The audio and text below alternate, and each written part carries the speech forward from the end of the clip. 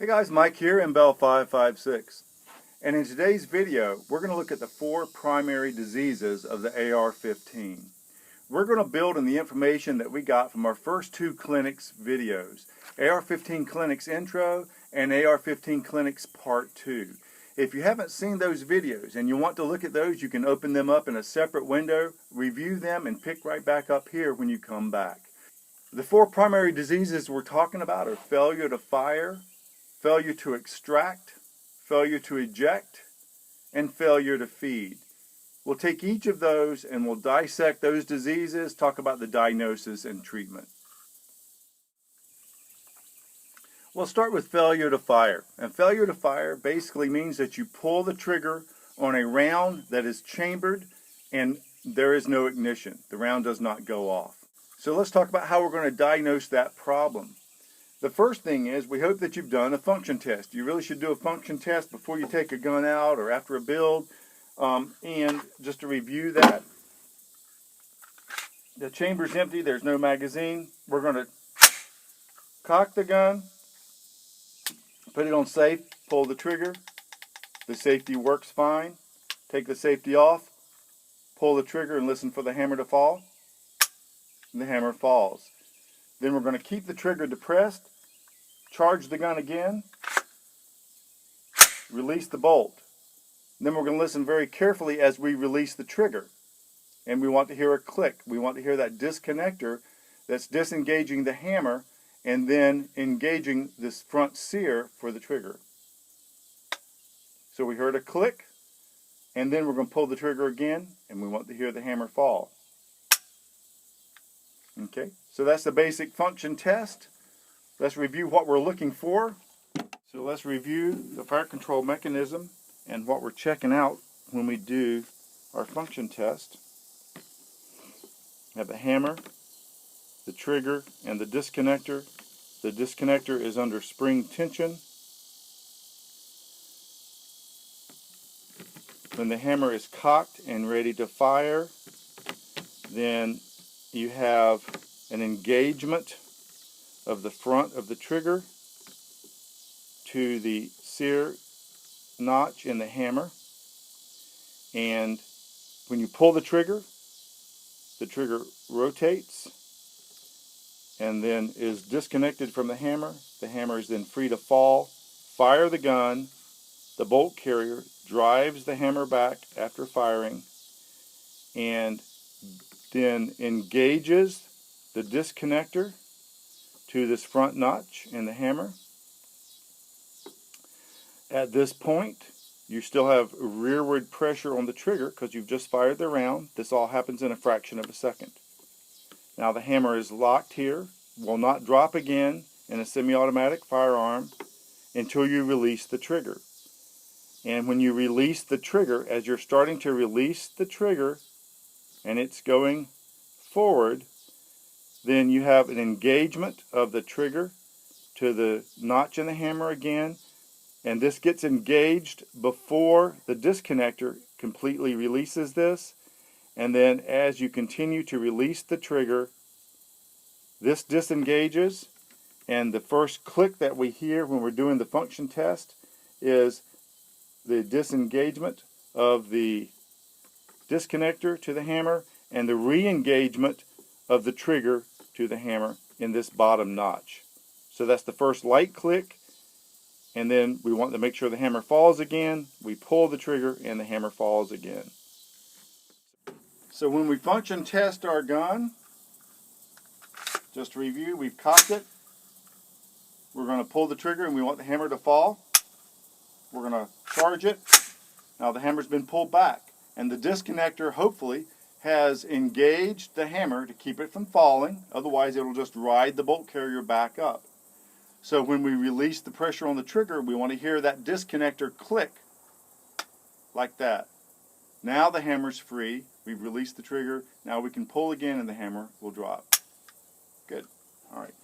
So if you experience a failure to fire, the very first thing you want to try to recognize is, when you had the failure to fire, did you hear the hammer drop? If you have a gun, the round is chambered, and you're ready to shoot, and you pull, and hear that click, that's the hammer dropping, and nothing happens, then that's important to realize. The hammer dropped and nothing happened. As opposed to if the hammer just follows the bolt carrier home, when you charge the gun or shoot the gun, and then when you go to pull and you don't hear that hammer drop, you simply go to shoot and you pull the trigger and nothing happens, then you realize that the hammer followed the bolt carrier home, and that's important to differentiate that in trying to make the diagnosis. So the first thing we want to do when we have a failure to fire is try to realize, did the hammer drop or did the hammer not drop? And then we want to take the casing out, take the cartridge out, and look at the primer. Do we have a light primer strike? So here we're looking at the casing. This is a normal primer strike. And you want to look at the dimple on the primer.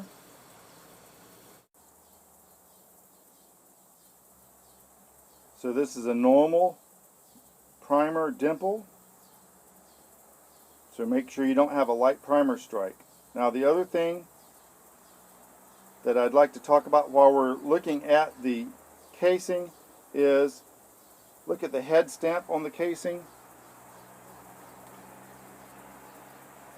We'll talk about this later when we talk about overpressuring signs. But there's the lettering. This is a normal casing.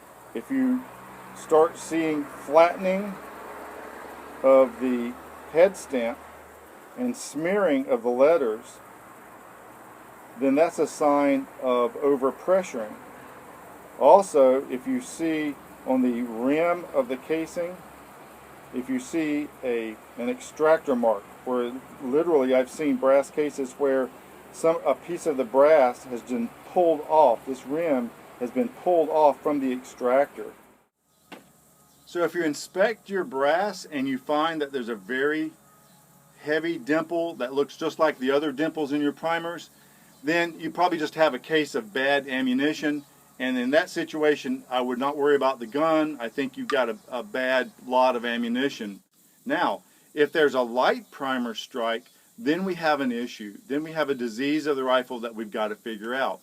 And in that situation, we're going to kind of revert back to what we were talking about in our previous clinic videos. We have 3 rifle groups. We have the factory new rifle, we have the new home-built rifle, and we have a well-used rifle that's been running fine and then starts having problems. So let's go back and talk about the diagnosis and treatment based on those 3 groups. Now in a factory new rifle, once again, like many of the other problems, if you have a light primer strike, then you're probably talking about some grease or preservative inside the bolt carrier group around the firing pin, and the firing pin is sticking and is not fully protruding and igniting the case. If you have a new home-built gun, then there are several problems that could come into play that are different than you'd see in a factory gun. The first thing gets back to the fire control group. I have seen this personally in a gun that I put together. I had a disconnector that was out of spec. And so you have to do the function test and make sure that that disconnector is working properly before you go out on the field. Now, a second common problem in a home-built gun is the hammer spring. We've talked about this in previous videos. So if you look at your primer strike and you see a light primer strike, then one of 2 things may have happened. So if you have a gun that you put together and you're having light primer strikes and the gun is clean, then 2 common problems are that the hammer spring has been installed incorrectly. Now remember, we said the legs of the hammer spring need to be on the same side as the face of the bolt. Okay, so this is a correctly installed hammer spring. Now a hammer spring can be installed easily enough backwards. Okay, this is a backwards installed hammer spring. The legs of the spring are on the opposite side of the hammer pin as the face. Okay, so these legs need to be on the same side as the face. So that's backwards, and in that situation the spring will be very weak and you very well may get light primer strikes and occasional failure to fire.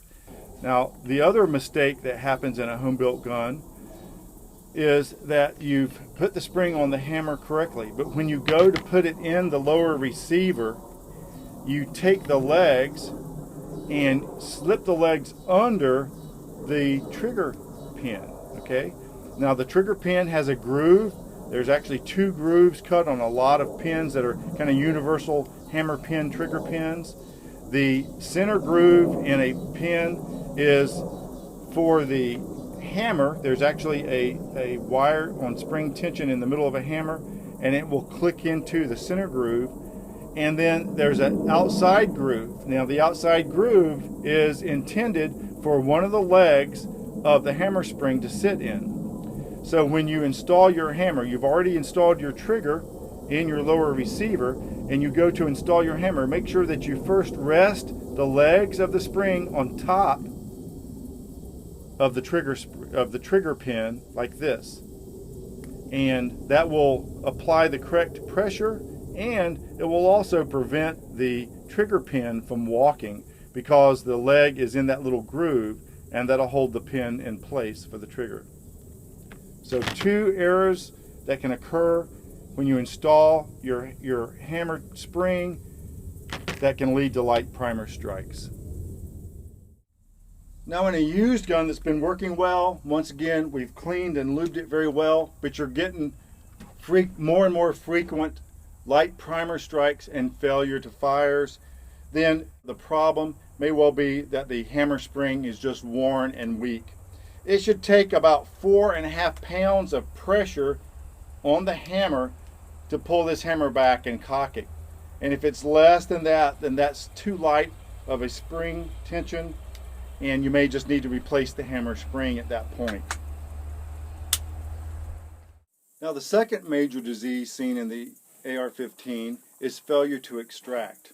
And by definition, failure to extract means that you fired the gun, it discharged, and then the empty casing is stuck completely in the chamber. The casing was not extracted from the chamber.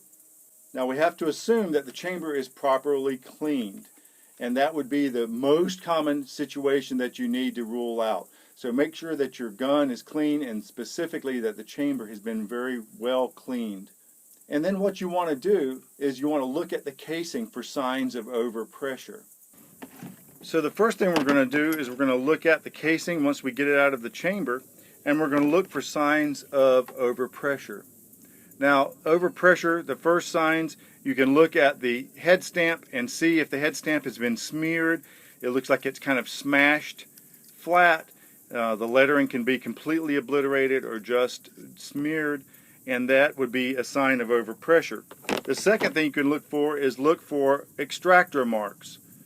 Okay, now when the casing is extracted, the extractor pulls on the casing, and you can see, I've seen in overpressured guns, the rim, literally a piece of the rim pulled off from the extractor where it's trying to pull the casing out, but there's too much pressure in the system, and the casing is still fully expanded and being held to the wall of the chamber by pressure while the bolt is trying to unlock and pull the casing out. And that is a sign of overpressure. And then we're going to look at the extractor itself.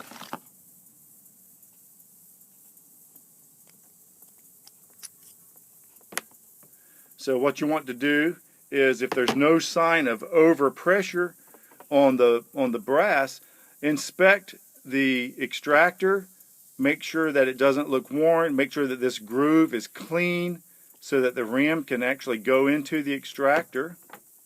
If the extractor is well worn or obviously broken, then you'll want to replace the extractor.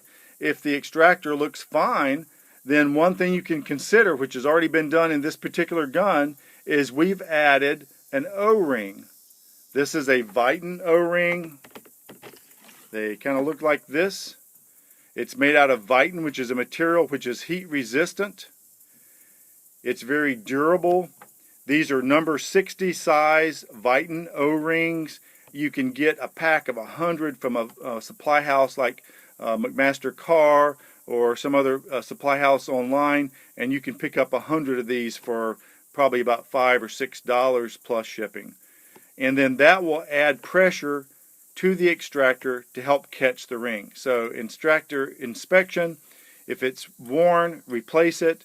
If it looks like it's fine, then consider adding an O-ring to your spring so you've added pressure to the extractor as it grabs the case. Now once again, if we break guns down into the three categories, a factory new gun, if it's clean, you shouldn't have these issues. A new home-built gun, if it's overpressured, then you can consider getting an adjustable gas block.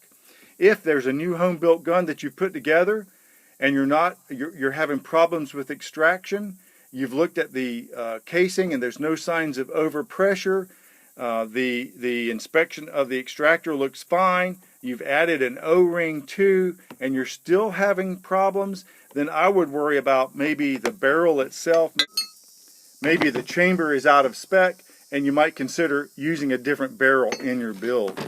Now, in a used gun, obviously the most common problem is going to be either a worn, broken extractor or worn, broken spring, and so either replace the extractor or add an O-ring to it.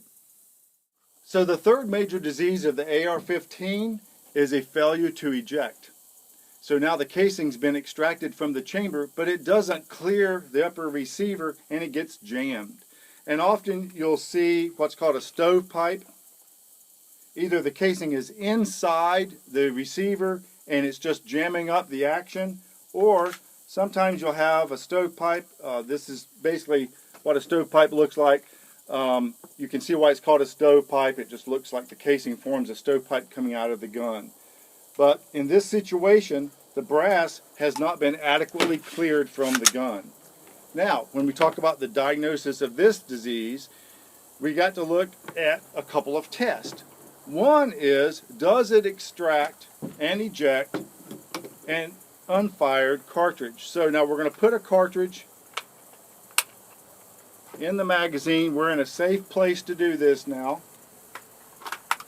You can use a dummy round for this if you want. But what I want to see is when I charge this gun, hands off the trigger, when I charge this gun, will it extract and eject this unspent casing? Okay, so we've charged the gun, and now we're going to see if it will eject this casing when I charge by hand, like that. And so in this situation, if you hand charge the gun and the cartridge does eject from the gun, then you know that the function of the ejector is working, that it's kicking that casing out. And in that situation, then the next thing to do is a one-round mag test, and we talked about that in our earlier videos. If we do the one-round mag test and it fails the one-round mag test, then we know that the gun is undergassed, and that's why it's not fully kicking the casing out after the gun is discharged.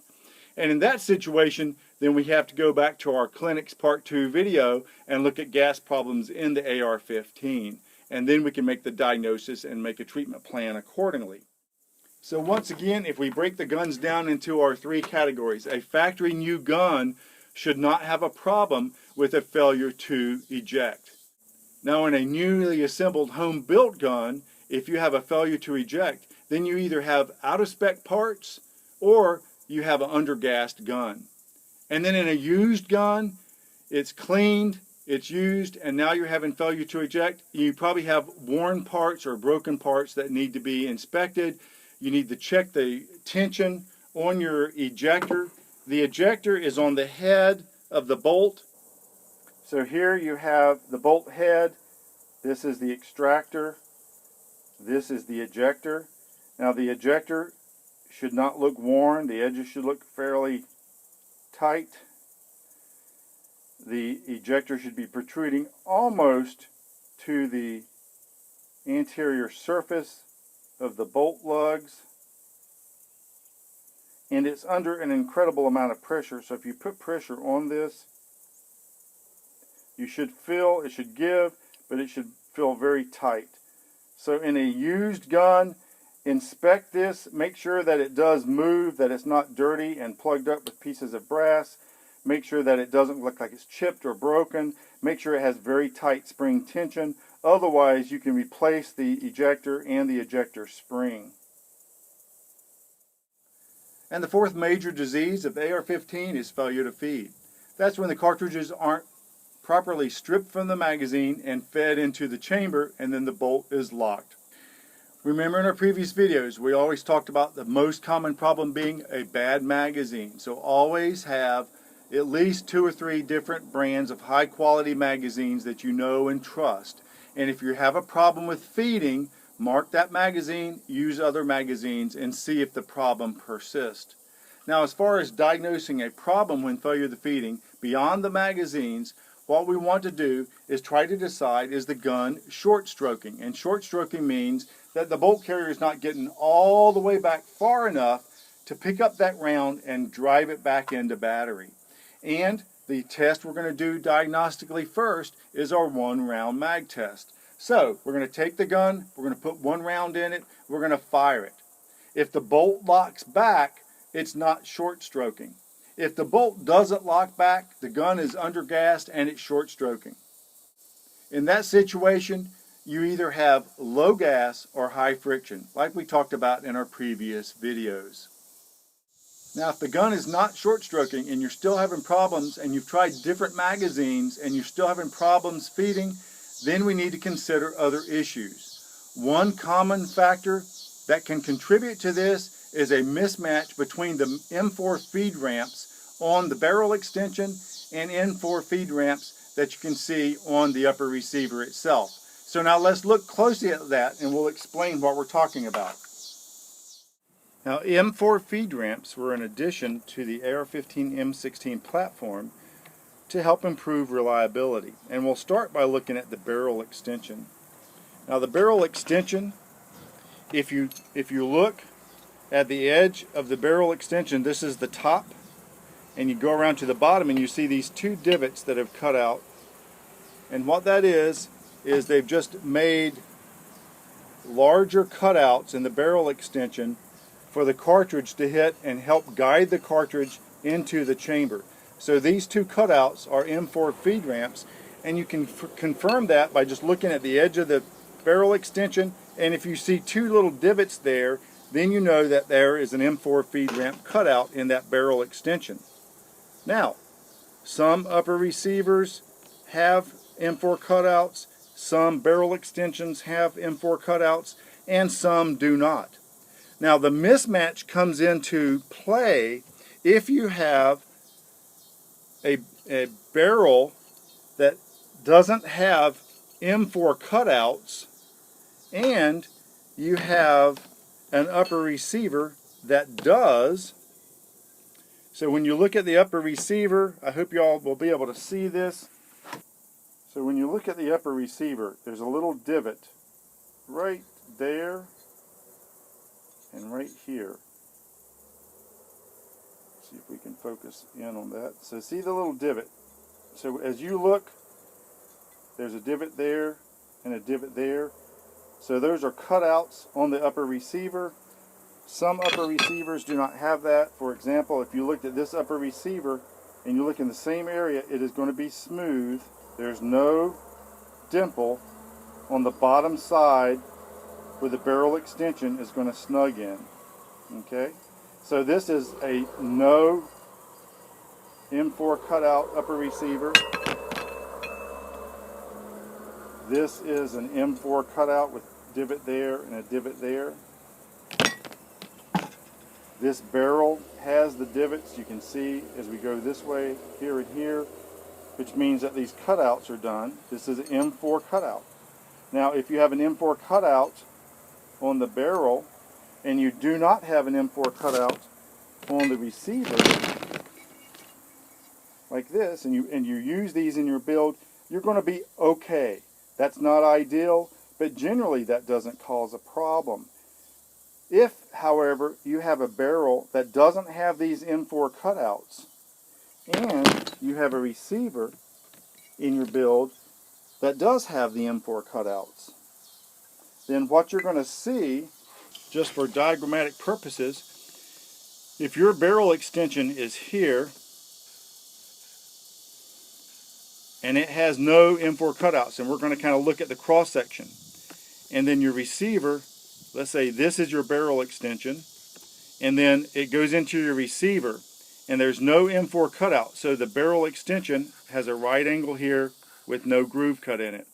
But your receiver part has a little groove cut in it, so you're going to have a groove and you're going to have a gap. So the groove is going to be coming into the barrel extension, and what happens is that forms a little lip. And so as your round is stripped from the magazine, the nose of the round hits this lip and catches. And that is a problem, and you have to look for that. That occurs. So if you have a barrel extension with M4 cutouts, so if your barrel extension has the M4 barrel, let's say barrel extension and receiver, okay? If they both have M4 cutouts, they'll match. If the barrel extension doesn't have an M4 cutout and the receiver does have an M4 cutout, then this is a problem. Okay? If the barrel extension has an M4 cutout, but the receiver does not, then that's okay. It's not ideal, but it's not nearly as likely to cause a problem as it would be if you had this mismatch, because that way you're exposing a ridge and a lip for the round to catch on. So if you're having a failure to feed problem in your AR, it gets back to those three groups of guns as far as figuring out the diagnosis and treatment plan for your rifle. First, if it's a factory new gun. If you do the 1-round mag test in a factory new gun that's clean and it fails, you've tried multiple magazines, nothing seems to help, then the gun needs to go back to the factory. Now in a new home-built gun, if it fails to feed, you check it, you do the 1-round mag test, and it's short stroking. Then it goes back to clinic part 2. You have to look at the gas block, the gas tube, the gas key, and the gas rings. If it's not short stroking, and you've tried multiple mags, then you need to check the feed ramps and make sure that you don't have a mismatch between feed ramps. Much more likely to occur in a home assembled gun with parts from different companies. So check your M4 feed ramps for mismatches. Now in a used gun, you make sure that it's clean and it's short stroking. You need to check for gas leaks. Remember that in a used gun, springs will get weaker and gas ports in the barrel will get larger. So in a used gun that's short stroking, you have to check those areas for gas leaks. Now, if the gun is not short stroking, but you're still having failures to feed, in a used gun, you have to consider the action spring is worn. In that situation, the spring is underpowered. There's plenty of pressure to drive the bolt carrier fully rearward, but the problem there is that the spring is not storing enough energy to then take the bolt carrier, drive it forward with enough force to strip the round, place it in the chamber, and lock the bolt. So in that situation, you can look at your spring, you can measure it, you can make sure that it's not too compressed and worn out. If you change your action spring in that situation, it should fix the problem. So I think this wraps up our series on AR-15 clinics. I hope you found the information useful. If you did, please consider hitting the like button. And as always, if you have any questions or comments, please post those and I'll try to respond to those in a timely manner. Thanks for watching, and we'll see you next time.